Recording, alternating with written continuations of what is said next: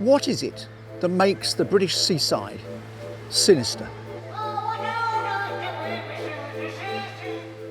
Why does it seem to attract so many killers? Is it the fact that the tide washes away their sins? Is it the fact that it's the end of the line? There's nothing overly frightening about a big wheel or a carousel.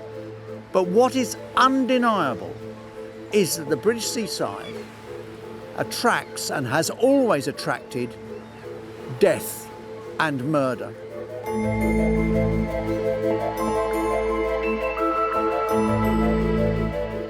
Hello, I'm Jeffrey Wantel. I write about crime, true crime. And in this new series, I want you to join me on a journey to the cliff's edge, where land meets the sea and where life meets death. Whilst some may consider my opinions to be bold, they have been formed after writing bestsellers about real killers for the past 30 years and staring evil in the face. For make no mistake, there is something sinister about our British seaside towns.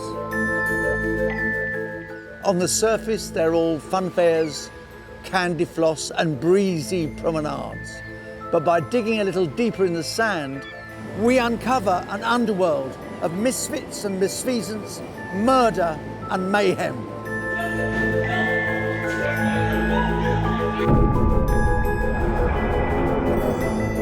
And reveal the dark lives of the most deadly coastal killers to ever stalk our shores.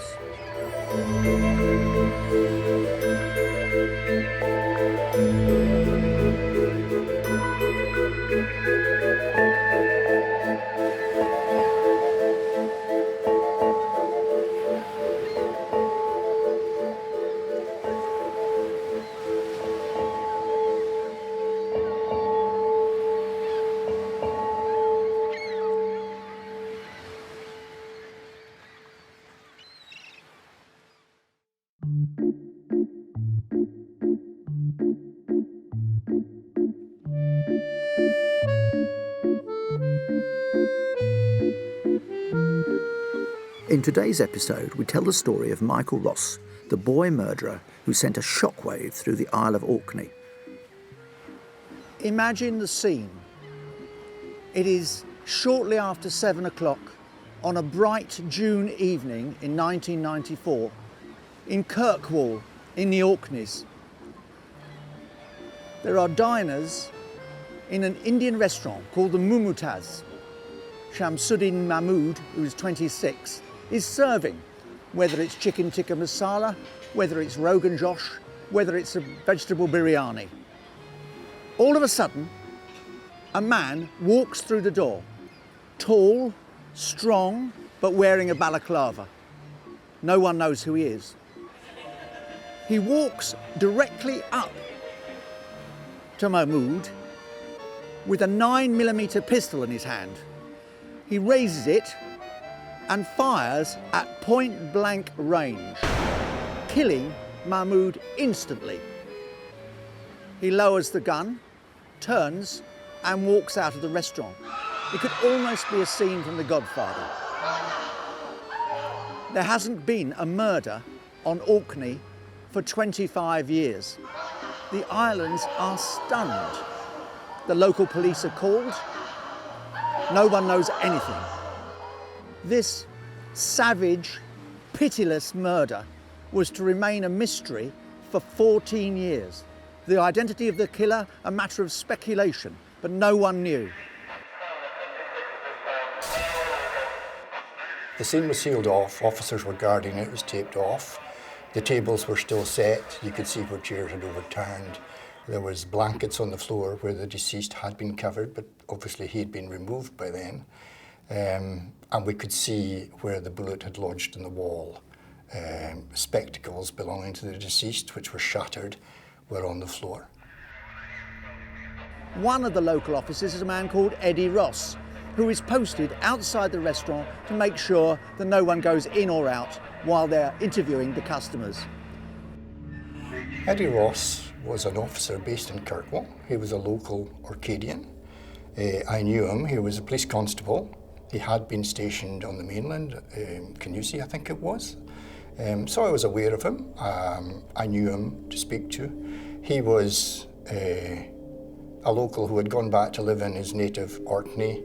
He had been called out that night when the incident happened, and he was on guard duty sealing the premises.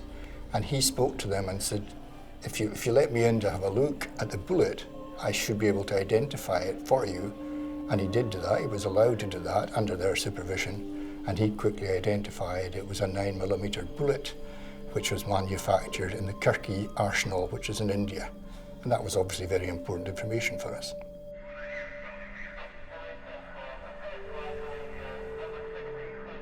No one would have guessed at that moment in 1994 that the identity of the killer, when it was finally revealed, was the son of the policeman posted outside the restaurant to guard the crime scene. The killer's name was Michael Ross.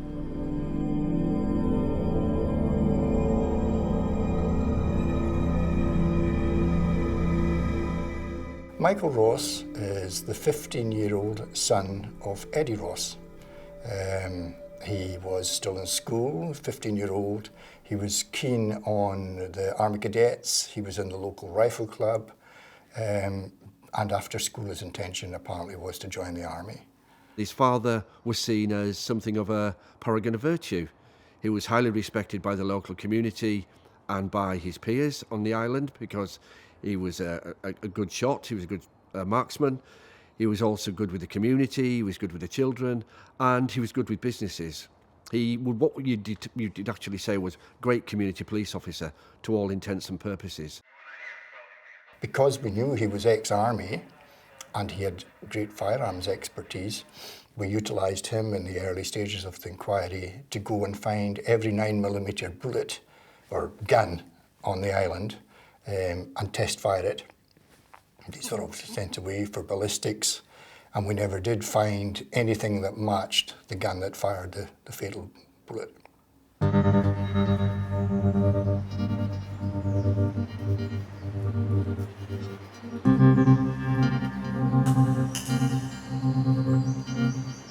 He raised Michael in a good family home, and you can imagine it was quite comfortable for the island of Orkney, and also in a very hostile environment in as much as he would go out and he would hunt, he'd teach Michael how to shoot.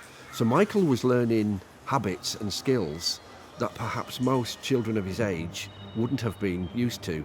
So he was going out into farmers' fields and they were shooting rabbits and killing game, etc. Sometimes for the food on the table, but also just for the sport of it. So Michael was learning lots and lots of traits and habits of his father.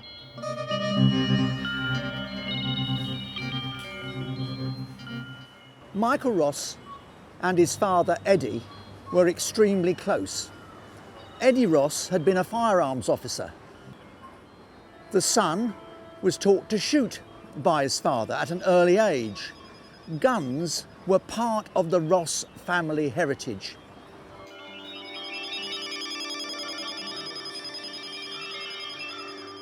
Along with the growing love of guns, by the time he was 15, the impressionable teenager would see all of his darker thoughts and passions distill into a deadly intention, a murder, and one with racist overtones.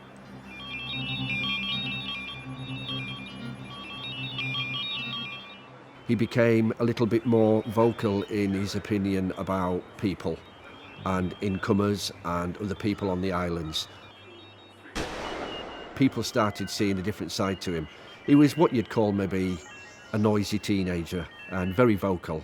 Some of the islanders will say there wasn't a racist bone in his body, but there are other parts of the islands where people will say he was racist and he was making comments about people coming to the islands, and it was accepted that that was maybe a common feeling among some of them, a certain group of people. So there is definitely something there in the background that does seem to define racism, not to the extent where you would think it was obvious, but certainly personal opinion was becoming a little bit more vocal. On that fateful night in June 1994, Michael Ross took one of his father's guns, a pistol, loaded it with very specific 9mm ammunition, pulled on a balaclava and walked out of the house with only one intention, and that was the murder of Shamsuddin Mahmud. He was, astonishingly, just 15 years old.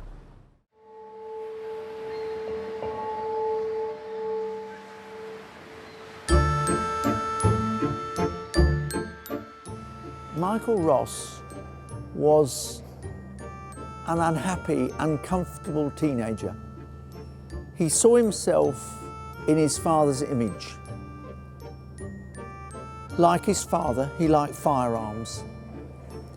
He liked shooting, guns, things that not every teenager has access to. You can speculate how he became angry or racist. At the age of 15, he takes a 9mm pistol, walks in to the Mumtaz restaurant in Kirkwall,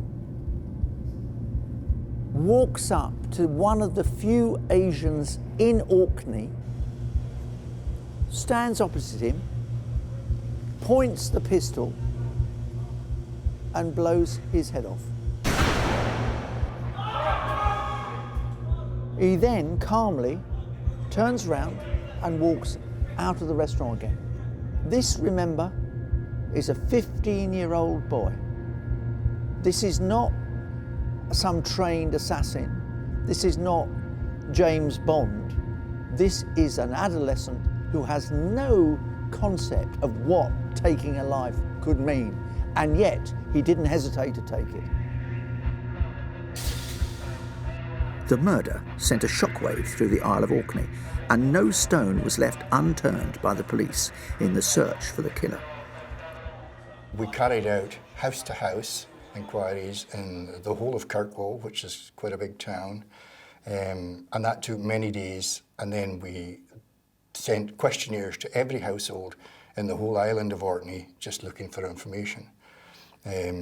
Over the coming days, we also obtained details of all the people who had been staying in hotels, guest houses, hostels, anything like that on the island, and obtained all of that information.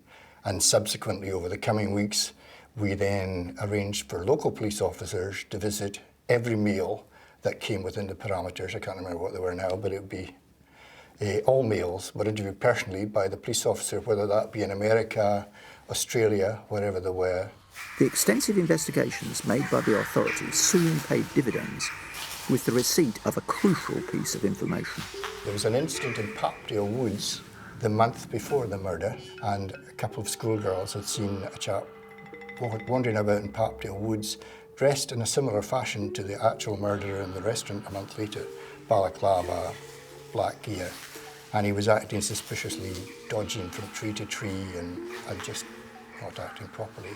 They had seen him do that. They didn't know who he was at the time, but sometime later, one of the girls saw him in the street and identified him to the local officers, and it was through, taking her back down to the street the following day that we discovered that this was Michael Ross. Took him in, interviewed him in the police station in the presence of his father, and put to him the Papdale Woods incident, and at that point he denied it point blank. He said he had not been there. We also asked him about the murder, and he gave us an alibi for the time of the murder, saying he'd been in Papdale East housing scheme and had spoken to 3 friends who he named, and that was it. So we let him go with his father, obviously hot foot out, to interview the 3 people he had named, and all 3 of them said that wasn't the case. They remembered the night of the murder because they could hear the sirens going to it. They knew where they were at the time, and they were quite clear that Michael was not with them at that time. We took him in, interviewed him, and he immediately, without any hassle at all, admitted being the person in Papdale Woods. Said he had been there because one of his ex-girlfriends was with a new partner and he was beating her up, and Michael was going to scare him when he came out of school. And that's his explanation for being in the woods. And he was insistent he was not the person, he didn't do it, he would not have it in any shape or form. So after interview, he was released at that point. I made representations to the Chief Constable that I think we should charge him with this murder. I consider we had sufficient to charge him. I would have to say there was some hesitation and do we really have enough? And I was saying, yes, we do, I think. In the event, I can only assume that there wasn't considered to be enough to take it because many years went past. The report just lay there. It was never prosecuted. In the absence of any other convincing leads to follow, the hard-working detectives were left feeling frustrated, and rumours began to spread like wildfire as to who the killer might be. At that point in time, the belief was it was a hitman. Somebody had come up to the island specifically to hit on that particular restaurant and that individual. But when it came to local intelligence, where you're hoping that it might identify somebody who would be that kind of individual that would commit such a crime, there was nothing, because people were just seen as local people who were going about their business. It's got the style of a much older professional hitman, not the style of a 15-year-old. And I can understand the police not looking for a 15-year-old because it doesn't have the characteristics of a 15-year-old. We delved into the background of the deceased and all of the fellow waiters in the restaurant and concentrated heavily on that for many, many weeks and could find nothing in there that would suggest any motive. Nobody on the island could believe it. They all wanted to believe that it was some mafia hit. The waiter had obviously done something before he came to the island and fallen out badly with some crime gang or something like that, was what the island wanted to believe. Nothing we discovered came up with that, but they were always, people don't lock their doors in Orkney, but they did from this date on. They were obviously all concerned.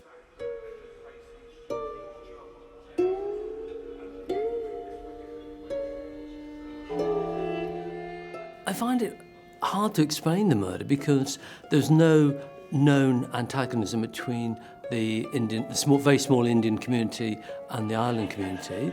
There's no known relationship between Michael Ross and his victim.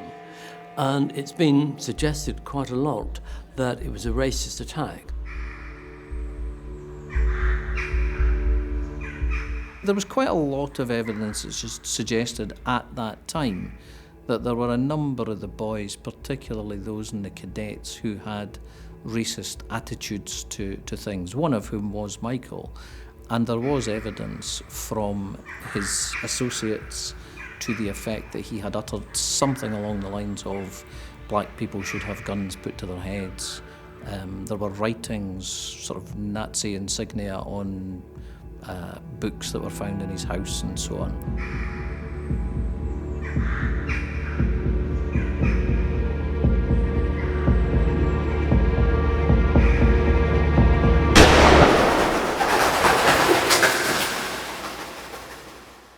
He decided that he didn't like the people who worked in there. He didn't have a specific target. It's been claimed that there was motives and reasons behind what he did to this individual. But at the time, people were thinking there has to be more behind this than this is just some local person who has decided to send a warning shot out, if you like, to local immigrants and incomers that they're not really that welcome here. What I find interesting is the impact on the community. You would imagine that they would be very protective, but if they didn't know who it was, there's the alternative side of it is that they've got a killer in their community. And somehow they didn't seem to be too worried about that. Whether they had some agreement amongst themselves that they wouldn't look too far or what, we don't know. But Orkney Islands are very small communities. If you've got a killer, you'd be worried, or you'd think people would be worried.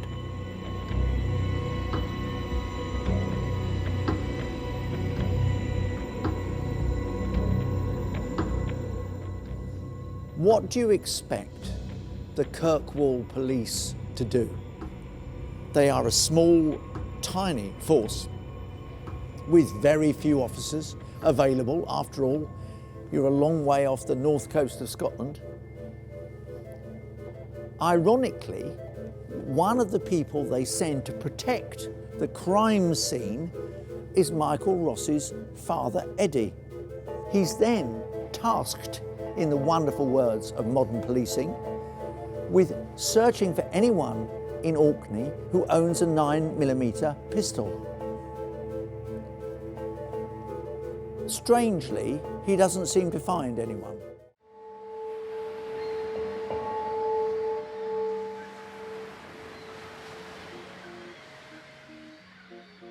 In the wake of the murder, Eddie Ross is charged by the police with examining all the 9mm pistols on the island to see if perhaps he can find a match to the gun that was used in the killing in the restaurant.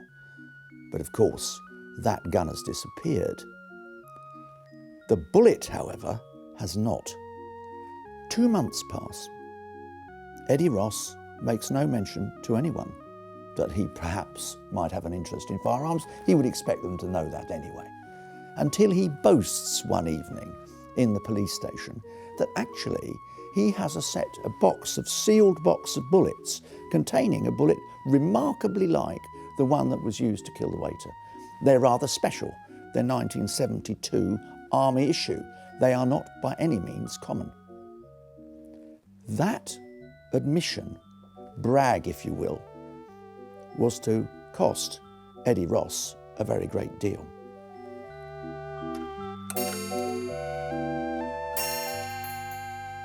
One morning I came into the office and Eddie approached me and said he had a box of bullets identical to the murder bullet, which I was astonished to hear and said, "What? We've been looking for these all through the island. Why have you just found this out and why are you telling me now?" And he was a bit hesitant. So I instructed the civilian driver we had in our Orkney to go straight home. Eddie, I think, had been a night shift, so I instructed him to go out with Eddie, get the bullets and take them back in to me. There was a sealed box of 9mm bullets, all sealed in cellophane, so obviously the bullet had not come out of that box. I then asked Eddie where he had got the bullets, and he was evasive, couldn't remember. Said he may even have got them in Bisley, which I think is a range down in England, when he was down there, and of course he just couldn't remember. And that was how it was left for that day. I think a day later, I spoke to him again and said, "We need to know where these bullets came from." And he then said he had got them from a local on the island who had handed them to him. He said there was one box of 9mm and 2 boxes of .22 bullets. I asked him who that person was and he wouldn't tell me. I then instructed him to go straight out that night, find him, not speak to him, and take him in to speak to me. And he agreed to do this, went out, came back half an hour later and told me, "I can't find him." So at that point I said, "Right, leave it, take no further action, don't go and look for him, and leave it." When I came in early the following morning, he spoke to me again and said he happened to bump into this chap at 6:30 in the morning and had spoken to him, and I obviously was not happy with that because I told him not to. So then I asked him who it was, and he said he was still hesitant in telling me, and he wouldn't tell me, but he said he'd arranged for the man to come in to be interviewed by me at 2:00. Then at 2:00, the chap did come in. His name was James Spence.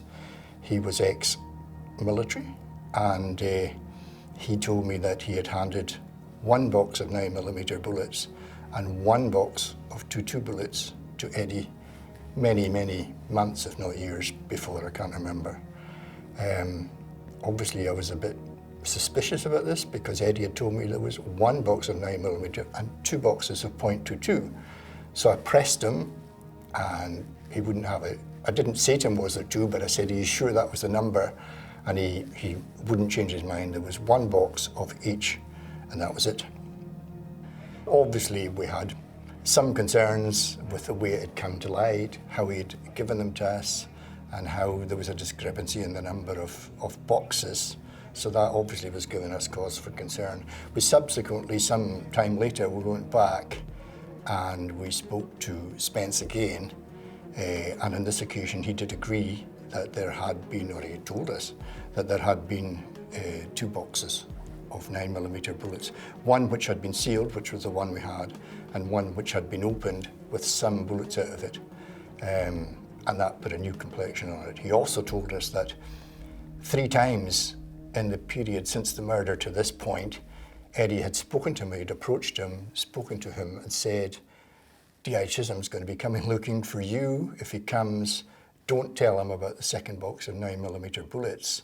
Eddie Ross had actually now started cooking the books, if you like. He'd started changing the landscape and the records relating to that ammunition, because he became aware that somebody, namely his son, must have been involved and used those bullets to fire the weapon that killed Mahmood. He did, like a lot of fathers, lied on behalf of his son. I think he went from being a police officer to being a father, and lying for that reason. Whether he knew his son had killed or suspected, we don't know. I think he probably knew his son had been involved. Otherwise, he wouldn't have risked his career.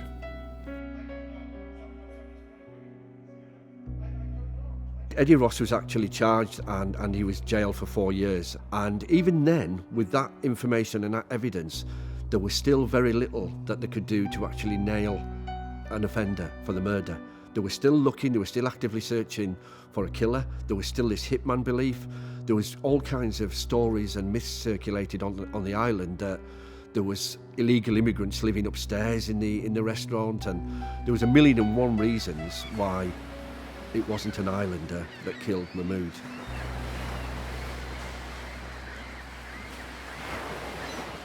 Michael joins the army very shortly after the killing in the Indian restaurant in Kirkwall.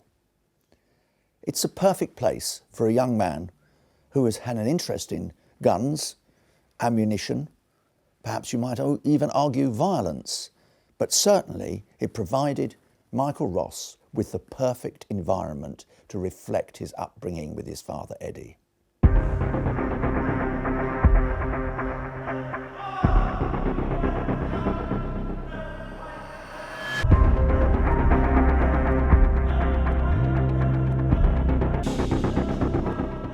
At 16, he joined the army and ended up becoming a sergeant and being a sniper.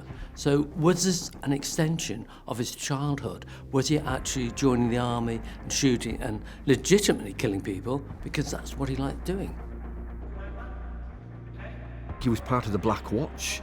He served overseas. He was highly regarded by all his service peers and by his commanding officer.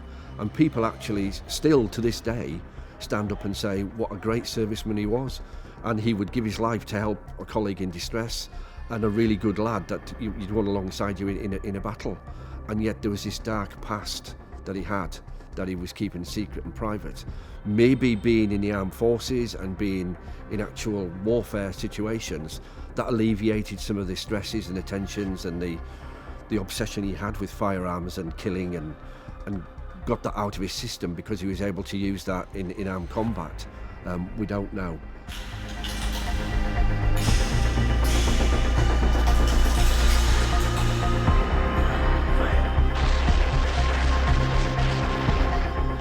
As a soldier, Michael Ross excelled.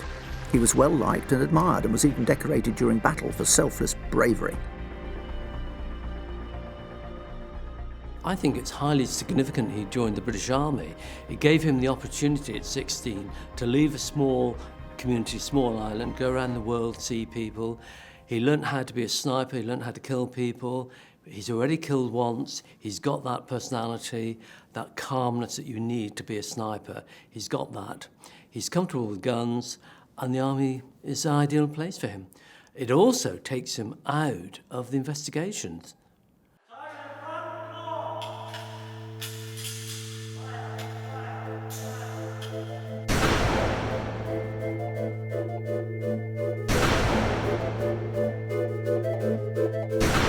Michael Ross enjoyed an extraordinarily distinguished army career.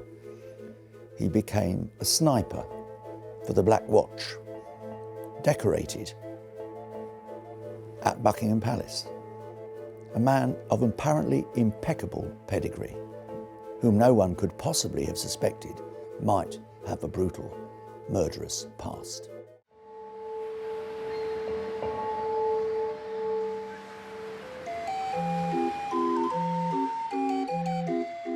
As far as the outside world was concerned, Michael Ross was a war hero, mentioned in dispatches in Iraq, a sergeant and a sniper in the Black Watch. The perfect example of a man who has done his best for his country. In reality, however, he was something far, far darker. He was a man who at the age of 15 had brutally killed an innocent waiter in a Kirkwall restaurant who had done nothing whatever to harm him or upset him. And he'd done it for the worst and most base motive of all, racism. It wasn't until 2006 that Ross's pretense to the world started to fall apart. For it was then that a witness to his killing came forward to the police and told them that he'd seen Ross change in a cubicle in a public laboratory very close to the restaurant where he killed.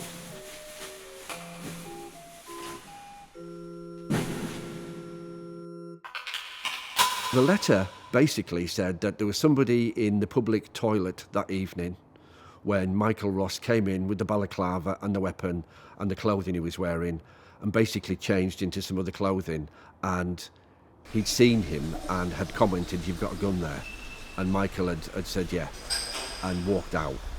Now, the first thing that when this anonymous letter was deposited at the police station, people identified who the handwriting was. So the police went to that person and said, "You have been in trouble with the police in the past with Eddie Ross.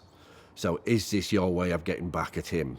Now, when that was circulated publicly, the Orcadians naturally thought that that was the case because this man was not viewed by many parts of that community as being the most honourable. So the local community actually turned on him and said he was making the whole thing up. But the police didn't. The police continued their search, their investigation, to the extent where Michael Ross was arrested and charged with the murder. The eyewitness testimony, alongside other long-standing suspicions, are enough for the police to make a move on Michael Ross. Military police were informed at the base he was stationed at, and he was handed over to the Scottish police for questioning.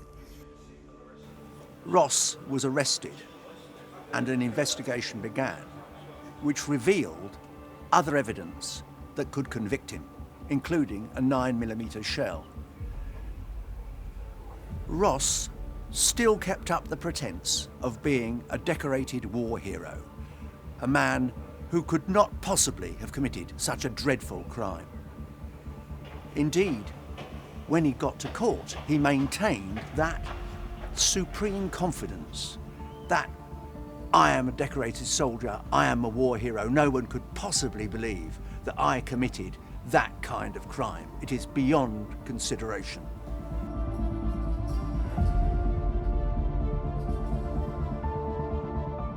Ross's credentials looked impeccable, whilst the prosecution's main witness, William Grant, did not put on a convincing display in court.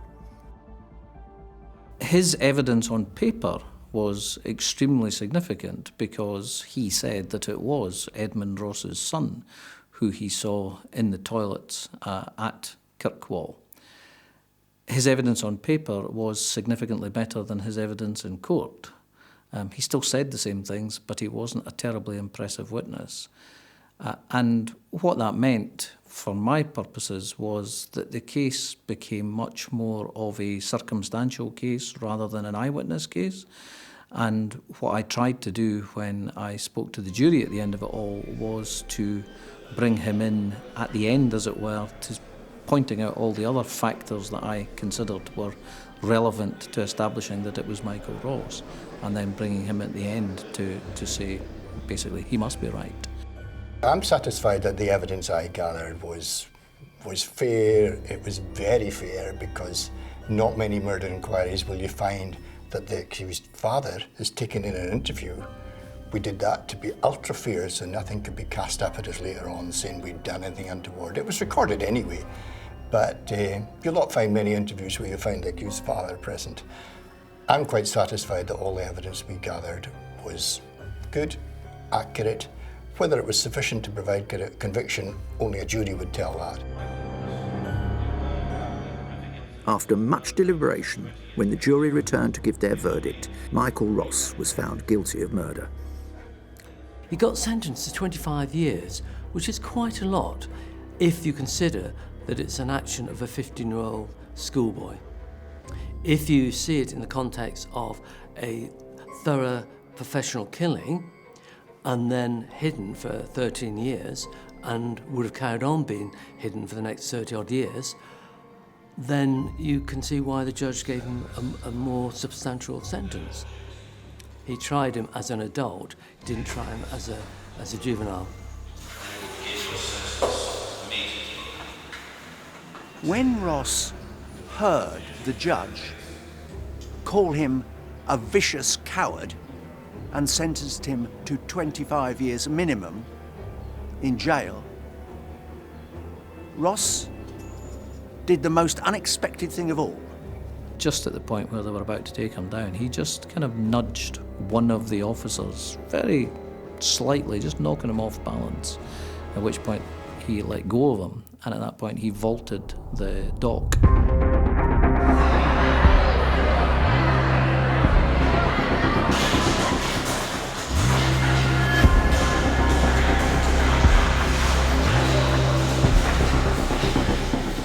Ran out the court, he went out that door, and the court macer, who is, I suppose, the equivalent of the English court usher, he went out of the door and grappled with him and caught him.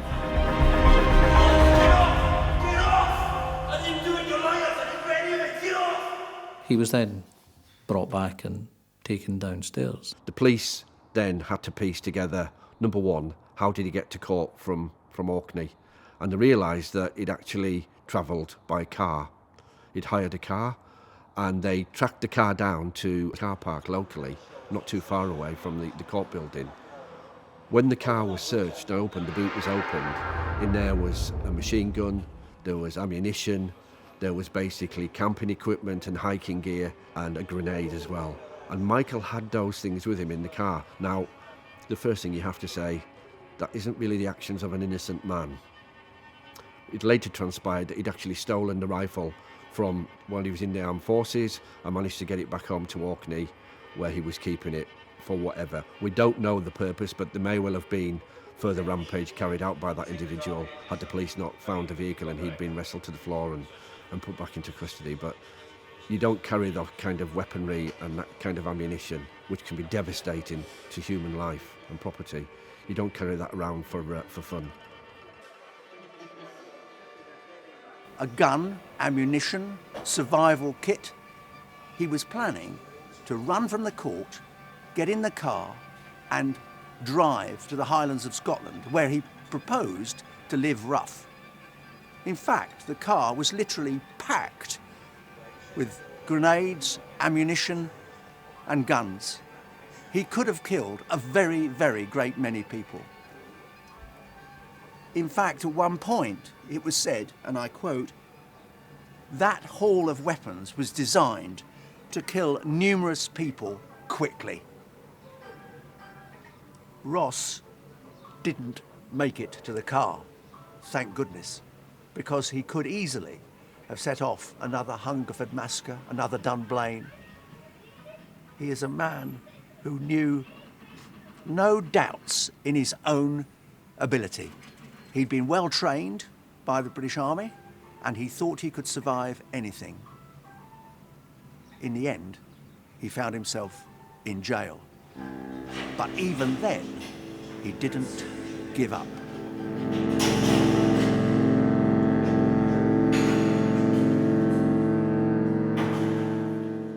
In jail, Ross thought out a plan to get himself out. Meticulously and with considerable skill, he fashioned a wooden angle grinder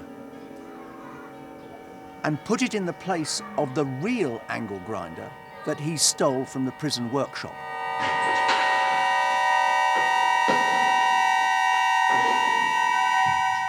He was planning to use it to cut through the bars in his cell and escape.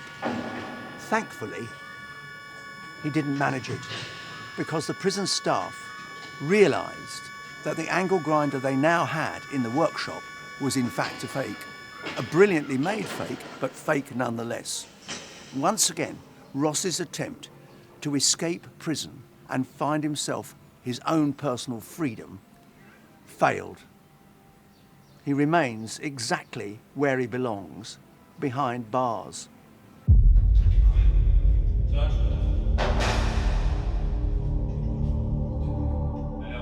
Despite Ross's devious bid to win back his freedom, he is now well into his 25-year-long life sentence. He will be approaching retirement age by the time he is released. A 15-year-old boy executing somebody in a restaurant with no motive on an island off the north coast of Scotland is unheard of. And I think if somebody was to write a piece of fiction with that storyline, nobody would believe it. It is almost unbelievable. There is no such thing as a perfect murder. And in this instance, you can see somebody witnessed something back 10, 12, 14 years later and sat on that secret because they were frightened. They were genuinely scared as to the repercussions because of the family and what other islanders would make of them and what action might be taken against them unofficially or illegally. So that man had kept quiet for all those years.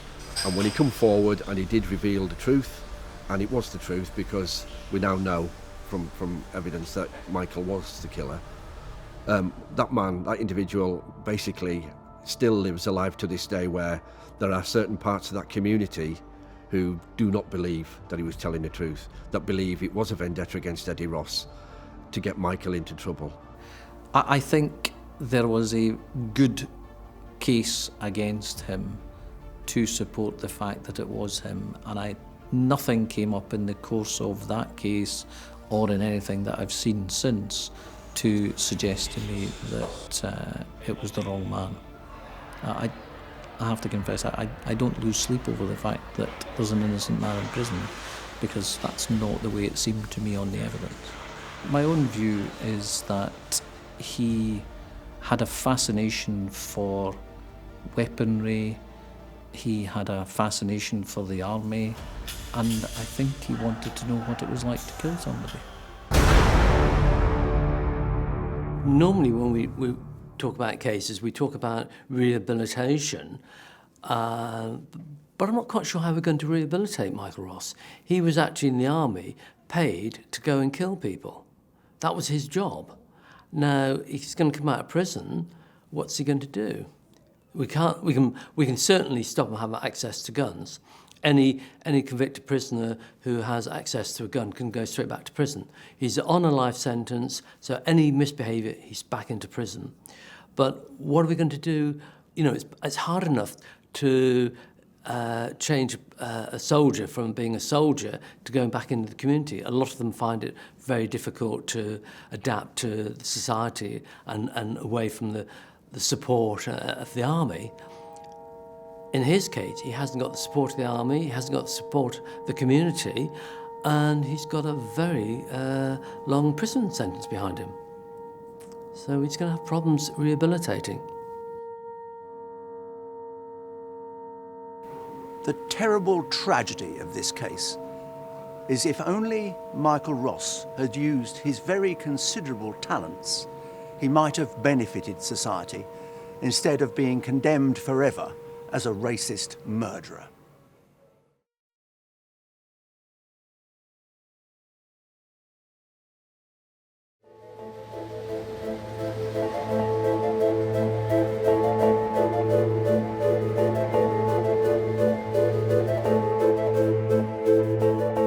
Join me, Jeffrey Wantel, next time for more Murders by the Sea.